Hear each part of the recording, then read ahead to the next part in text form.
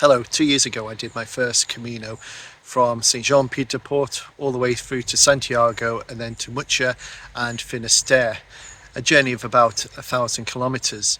And more recently I've just returned from doing the Portuguese Camino from Porto up the central route again to Santiago. So I thought I would do this little video answering some of the common questions people might have regarding the Camino, and I hope you'll find this helpful. I did do a video similar to this 2 years ago. I'll put a link into the video if you want to watch that.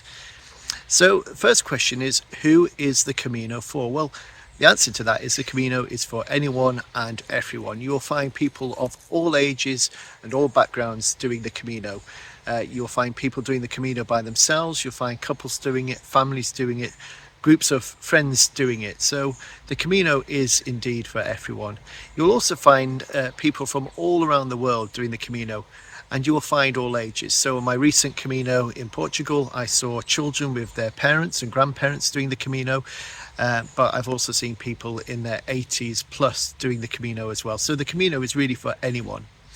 And people do the Camino for all sorts of reasons. Some do it for spiritual reasons. It is, of course, an ancient pilgrimage route. But other people do it because they just want some space and time out. And other people do it because they just want that physical challenge of doing a long distance walk. So the Camino is for anyone who wishes to do it. And when you do the Camino, you'll see all sorts of people, all shapes and sizes and ages of people doing the Camino. So the Camino is indeed for anyone and everyone who would like to do it. Another question many people have when they're thinking about doing the Camino is, what route should they do? Now, the best known and the most popular route and the busiest by far is the Camino Francis, which many people will start at Saint-Jean-Pied-de-Port and walk the 800 kilometers to Santiago. But of course that takes about 30 plus days depending on your speed and how many kilometers you decide to do each day. Some people don't have as much time to give, so what they do is they break that Camino down into sections, maybe walking for a week or two. There are also options where you can start closer to Santiago. So lots of people, for example, on the Camino Francis route start at Sarria, which is about 115 kilometers from Santiago. And you can do that journey easily within the week. And if you walk 100 kilometers on the Camino, that entitles you to get a Compostela, a certificate of completion of pilgrimage, once you reach Santiago. But you do need to do at least 100 kilometers on foot to get that Compostela. But there are many other routes that you can do. Now, my first Camino was on the Camino Francis, and for me that was a great way of starting. As I say, the best known route, the best provided route in terms of facilities on the route, albergues and so forth. But there are lots of other routes that are very popular. The most popular route after the French route is, of course, the Portuguese Camino, both the central route and the increasingly popular coastal route. But if you look online, you'll see there are many different routes that you can do in the Camino, and it really does depend on what you want to get out of the Camino. I've not done the Camino Norte along the northern coast of Spain, but I know a number of people have done it who tell me that is a really beautiful, really spectacular route, but also quite challenging, physically challenging, fewer services, albergues, hostels on the route, but a different experience. So if you want to be out in nature, in a much quieter route away from the crowds, then that might be a route you would like to do. There's a Camino Primitivo route, which looks like a really fascinating route. Again, fewer people do that, a much more physically demanding, challenging walk. But if you're doing the Camino for the very first time, I personally would encourage people to look at either the Camino Francis route or the Portuguese Camino. The Portuguese Camino, if you're starting from Porto, the advantage of that is you can easily do it within 2 weeks, or if you don't have 2 weeks to spare, you can start closer to Santiago and do that journey within a week. But the thing you really need to think about is your level of fitness, what you want to get out of the Camino, what appeals to you most, and what your hopes and expectations are for the Camino, and also, of course, what time of the year that you're doing it. Obviously in the summertime, that's when it's much hotter and much busier, but if you go out of season, of course, the weather's not going to be good, but it'll be much quieter. So there's lots of advice out there, lots of websites, lots of forums, lots of videos. So I'd just say, if you're thinking about doing the Camino, just go and read up on some of the routes, watch some of the videos, and that will guide you to which is the best one for you. So the next question is, what should I pack for the Camino? Now, the answer to that question will largely depend on what time of the year you're doing the Camino. So for example, if it's earlier in the year or later in the year, the weather's more likely to be unsettled, so decent wet weather gear will be important, more layers and so forth. Now, there are lots and lots of videos on YouTube, lots of websites giving advice about packing. I've done a couple of videos about that, so I'll put a link in to those videos so you can watch those if that's of help. But the advice I would give is you want to pack as light as possible. And the mistake most people make, and including myself on my first Camino, is I took too much stuff. And on my first Camino, I thought I was being really, really good at packing light. But unfortunately, I still took too much stuff and ended up dumping some stuff, sending some stuff home. So what you realize when you do the Camino is you need very little. Now, I've done my Camino in May and June and early July, so the weather's been really good, so that's really helped. But you know, I've lots of advice, lots of lists, lots of guidance about what to take, but the key is make sure you pack light. The other really important thing is you need really decent footwear. Again, lots of advice online about what to do about footwear, but before you go on the Camino, make sure you get yourself a pair of really good shoes and also really good socks, because choosing appropriate socks is also incredibly important and can make a real difference between developing blisters and not developing blisters. Just let this vehicle go past. Again, on my first Camino, I made a mistake with the shoes I bought. I thought I bought really good shoes, but I ended up developing the most horrendous blisters. If you want to watch that video, I'll put a link again on this video. Beware, it's not for the squeamish. But I think one of the reasons I went wrong with that is, although I thought I'd bought good shoes, the shoes I bought were waterproof, and I don't think my feet were properly breathing, and my feet got damp, and that's how the blisters developed. So take your time, research carefully. On my last Camino to Portugal, I actually wore walking sandals, hiking sandals, and that worked for me, but you will find something that works for you. But also make sure that when you buy those shoes, you take time to wear them in, so that when you go on your Camino, you've had a chance to get used to them and chance for your feet to adapt to them.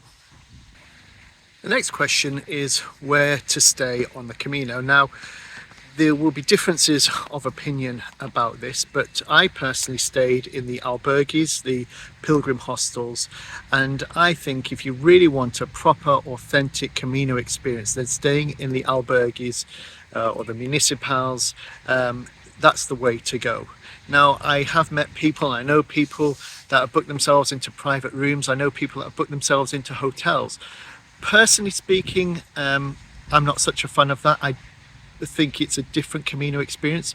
Everyone has to do the Camino their own way, but I think the staying in the hostels, the albergues, is an integral part of the Camino experience. And even if I could afford to stay in private hotels, I would choose not to.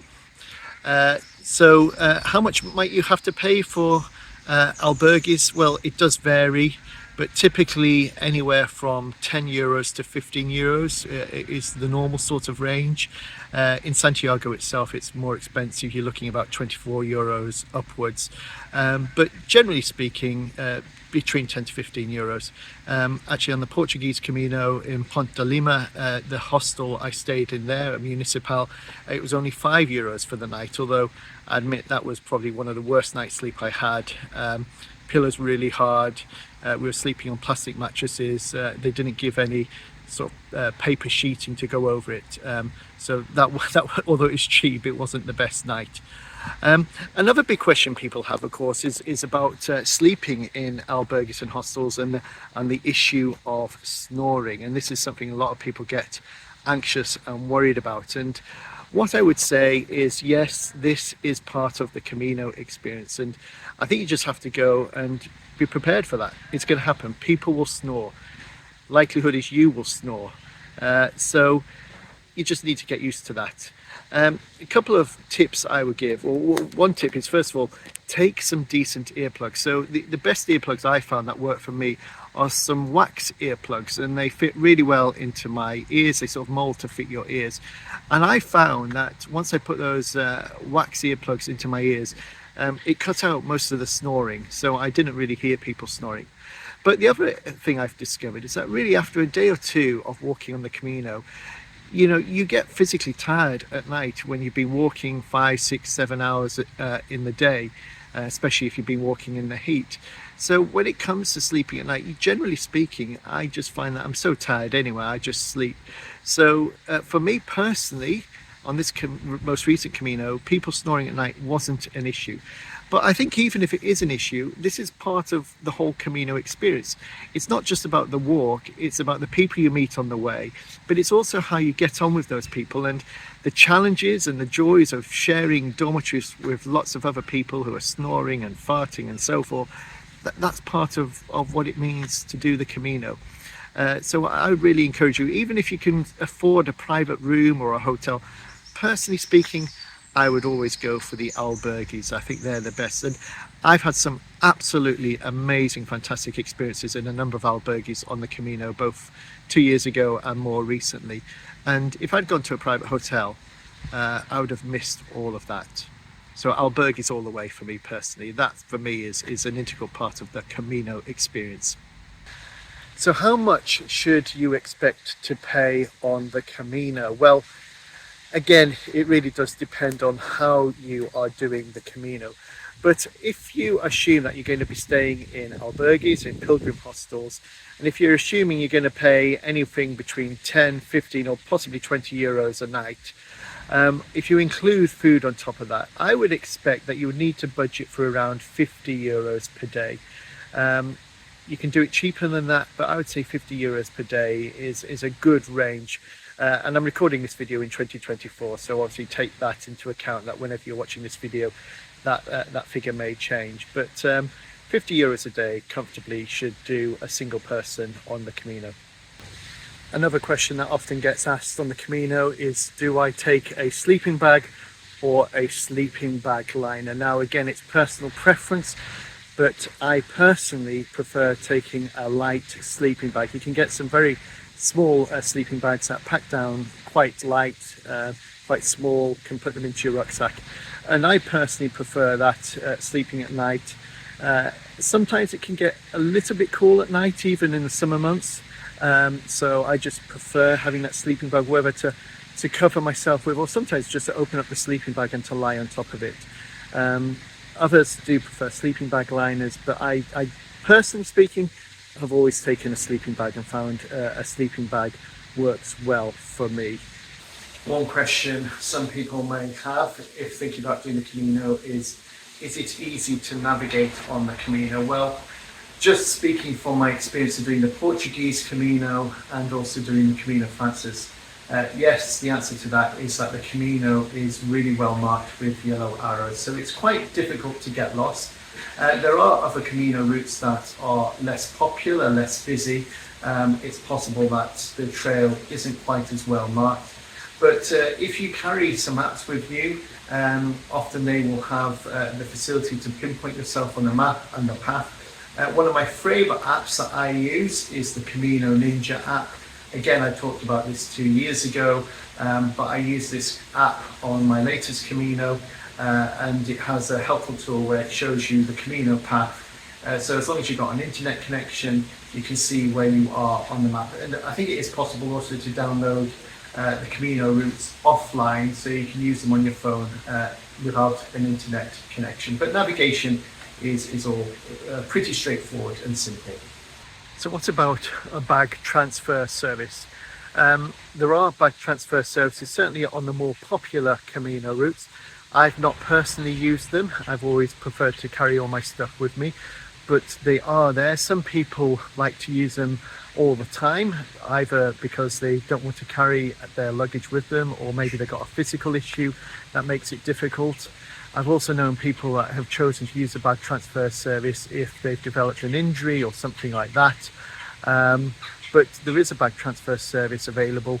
I don't know what the cost is, but certainly 2 years ago, I think it was on average about €5 to transfer your bag from one location to another.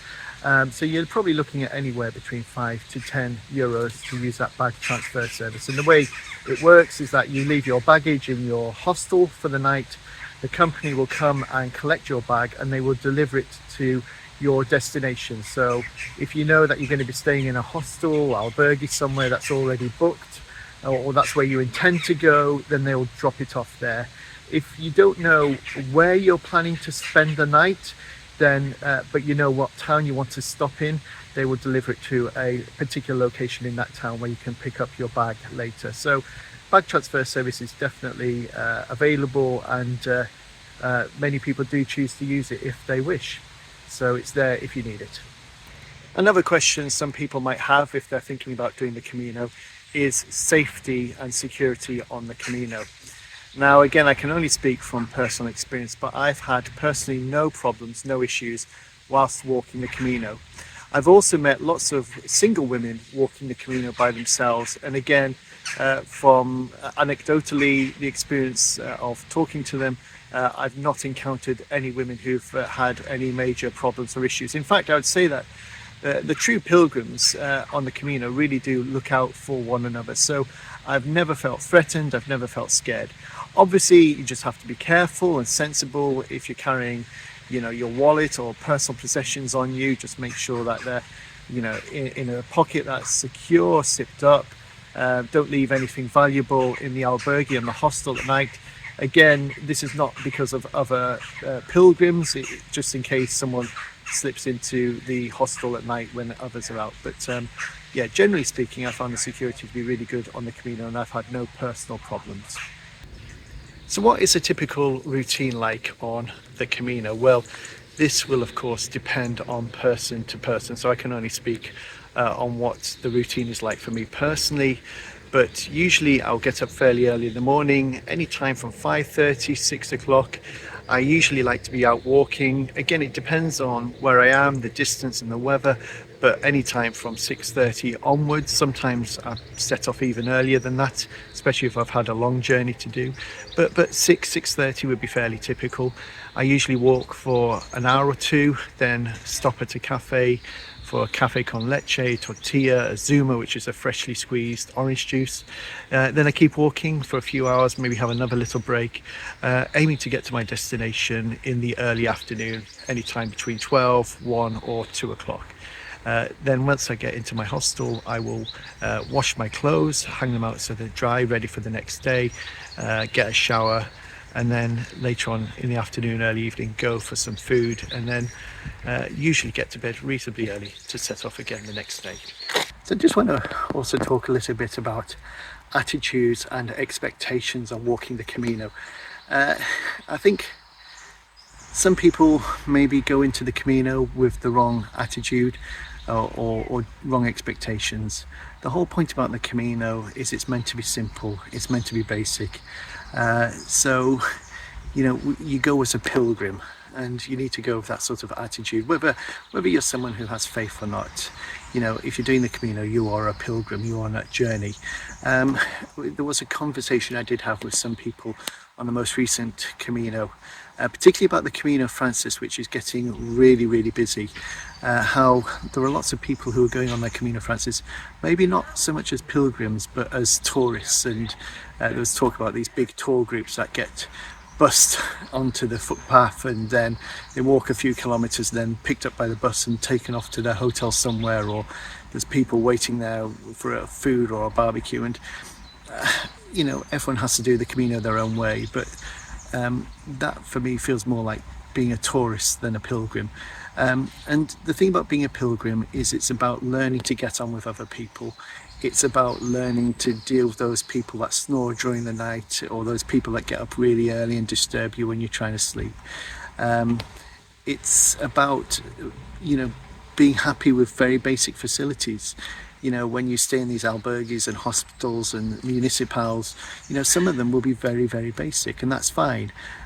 It's appreciating the simple things. And I think if you go with that attitude, then you'll get so much more out of your pilgrimage. And also, I think an important thing is just to be prepared for challenges along the way. Everyone seems to have a different challenge on the Camino. A lot of people will face physical challenges, whether that be sprained legs, twisted ankles, blisters, or just exhaustion from walking each day. You know, at some point you will face some challenges. Now they can vary in severity from person to person, but again, that's part of Camino experience and life. So as I mentioned, my first Camino, I developed some horrendous blisters. I ended up having to spend 4 days resting, waiting for the feet to heal enough for me to start the walk again. It was really hard. It was really frustrating. At one point I thought I'd have to cancel the Camino completely. I wouldn't be able to continue, but given time, the feet recovered and healed, and I had an amazing experience. And I also met some fantastic people who I wouldn't have met had I not had to spend 4 days resting. Again, on my most recent Camino, my friend Billy unfortunately drank some contaminated water from a water fountain. He thought it was safe drinking water. It wasn't, unfortunately. He became really ill and he wasn't able to complete the walk to Santiago. So, you know, it was a really hard time for him. It's a really frustrating time for him, but he said it taught him a dose of humility, having done the Camino Francis 2 years ago and then the Camino Norte last year. He thought doing the Portuguese Camino would be a doddle, but he said, I've been taught an important lesson of humility. So I think you just have to be prepared to go with the ride. There might be times when you might get to your destination and you might not find somewhere to stay. You know, this is again all part of that experience. It's about how you deal with the challenges along the way, and that's as much about the Camino as the physical walk through beautiful countryside. So you go with that attitude of a pilgrim. We're not tourists, we're not holiday makers, we're pilgrims. And as I say, you know, whether you have a faith or don't have a faith, you know, it's, you know, you are a peregrino, you are a pilgrim. And it's learning to be grateful and learning to be thankful for the simple things. And I think if you have that attitude, you'll get so much out of the Camino and enjoy it in such a different way. So what about languages on the Camino? Do you need to be fluent in Portuguese or Spanish to do the Camino? Well, you'll be delighted to know, if you don't speak those languages, that no, you don't need to be fluent in Portuguese or Spanish. Obviously, learning a few words, a few greetings will be helpful and will be appreciated, but I'm ashamed to say I only speak English. I don't speak any other languages, despite the fact that I'm actually married to a Polish woman. So on the Camino, you know, lots and lots of people use English. English is the universal language. Now, having said that, I did find on some of the Spanish routes that, you know, some of the people I met in the hostels, the albergues, some of the people that run them, their English wasn't great, but usually you'd still be able to communicate enough. And of course, there are some really helpful apps you can now download on your phone. So if you do need to communicate in a bit more depth, you can use those apps. So language isn't an issue. English is the universal language that people use on the Camino. So if you speak English, you'll be fine. So what about cash? Do you need to take cash or can you use just your credit card on the Camino? Well, the answer to that question is you will need to take some cash with you. A lot of the municipals, albergues, if you're staying there, a lot of them will only take euros, only take cash. So you do need to carry some cash with you. If you pre-book your accommodation, as some people do, particularly if you use booking.com, then of course you pay using your credit card. What I do is I took some euros with me. I did use my credit card, particularly in restaurants when buying food. I'd often use it there. But I also have a debit card where I can withdraw euros from a cash point. That for me is not too expensive, although I don't want to be doing that too often. But I think you just need to check on that. My friend Billy from the States was telling me that when he withdrew I think €100 or equivalent to say $100 in euros. I think it cost him $117 by his credit card or bank provider. So just check before you come, if you're traveling from outside of Spain, Portugal, what the credit card and bank transaction fees are. But as I say, if you're staying in albergues, if you're staying in municipals, generally speaking, they will only want to take cash. There are some that will take credit cards, especially the private hostels you might find, but cash is important. So do bring some cash with you. So what about food on the Camino, especially if you do have dietary requirements? Well, I'm celiac, which means I can't have gluten. I'll be honest, in Portugal I did find that a little bit challenging. The Portuguese seem to have bread with everything, and when I did go to one cafe and they did have some gluten-free bread and asked for a gluten-free toastie, they chopped the gluten-free bread using the knife that had been used on all the other bread on the same chopping board as all the other bread, and then they grilled it in the machine, which was grilled with all the other toasties as well. So lots of cross-contamination problems and issues there. So obviously Portugal's maybe not quite up to speed on food allergies, particularly gluten-free products, as maybe other countries are. It's a bit challenging at times, I'll be honest. Sometimes I can't always eat what I would like to eat, but generally speaking, you do find something in the restaurants that you'll be able to eat, and of course the supermarkets, the shops on the way will often sell gluten-free products.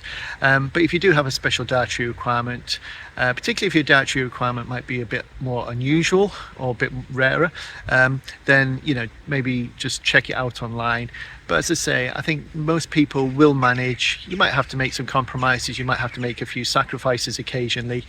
If you watch my first day of walking the Portuguese Camino, I was looking for something gluten-free, ended up just buying a couple of bananas from a shop, which it's fine, that kept me going, that was no problem at all. But generally speaking, a lot of places will have something that you can have which is gluten-free, or if you have any other dietary requirements, often they'll provide for that. So what is the Pilgrim's passport and the Compostela? So a Pilgrim's passport is something that you will need to get at the start of your pilgrimage, and as you do your pilgrimage each day you will get a stamp in that passport. You can get stamps at the albergues that you stay in, and a lot of cafes, some churches will also have stamps, and it's a bit like a record of your journey. But you need that pilgrim's passport in order to stay in a lot of the municipals and albergues, and you will also need that passport if you want to get a Compostela, which is a certificate of completion of pilgrimage. You can buy the pilgrim's passports before you leave for your destination. I know there's an organisation here in the UK that sells them for about £5, but you can also pick them up very easily at the start of many of the major pilgrim locations. So for example, I know St Jean Pied de Port, the Pilgrims office there, you can pick up a pilgrim's passport, and I picked up one from Porto Cathedral for I think about €2. So a lot of these major places on the route will provide pilgrim's passports. And what you need to do is, as I say, get it stamped as you stay in hostels or cafes, and then when you get to Santiago you can go to the Pilgrims office and you present it there, and as long as you've done more than 100 kilometers on foot you can get a Compostela, which is a certificate of completion of pilgrimage. That Compostela is quite a nice document. It has your name written in Latin. It tells how far you have walked on your pilgrimage, but you do need a passport, a pilgrim's credential, in order to get that Compostela, because it shows where you have stayed and how far you have journeyed. Another question many people have when thinking about doing the Camino is, should I book accommodation in advance or not? Now, again, I think it largely depends on what time of the year you're doing the Camino and also what route you're doing. I've done a mixture, sometimes where I booked in advance and sometimes when I've just turned up at a location and looked for accommodation. Generally speaking, I find just turning up to a place looking for accommodation works out.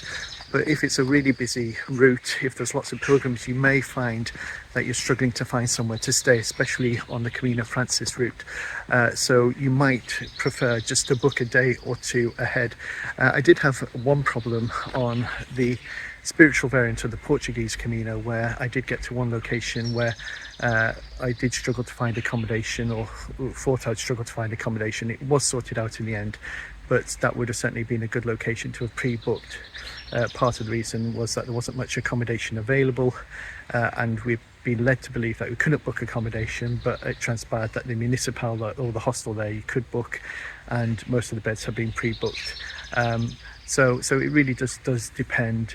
I would say maybe book the first night or two, or if you prefer 3 nights, and then after that just see how it goes from there. Another question some people might have is, should I travel the Camino by myself or go with a group of friends? What's the difference? Well, first of all, lots of people do the Camino by themselves. So if you decide to do it by yourself, you will be in good company. And the thing is, you won't be lonely, because you meet people on the way, you meet people in the albergues, in the hostels, and you very quickly make friends. So even if you set off walking by yourself, chances are you'll spend some of your time walking with other people. You may even complete the Camino with other people. Walking with friends can be great. I've walked by myself, I've walked with friends, but walking with friends is a different experience. First of all, when you're walking with a group of people, you are, of course, have to take into account their limitations in terms of how fast and how far they might want to go. So walking with people might involve a little bit more compromise. If you want to push on a little bit further, it can be a little bit difficult. The other challenge with walking with other people is, of course, that accommodation can be a bit more challenging. So if you're traveling 2 or 3 or 4 or maybe more people, then you need to maybe think about pre-booking accommodation, because if as a single person you turn up at a hostel, it's much easier to find a bed than 2 or 3 or 4 people turning up a hostel looking for a bed. The other experience I found is that when you travel with people you know well, you will spend a lot of time socializing with those people, talking to those people. You may not interact quite the same way as you would with other people if you're by yourself. Now, of course, that's not a hard and fast rule. It really just does depend. But there are pros and cons in both traveling by yourself and traveling with others. As I say, I've done the Camino with friends, I've done it by myself. I've met people I've met have become friends. I've gone back and done the Camino with people I met on the Camino. So, however you do it, it's fine, it works out.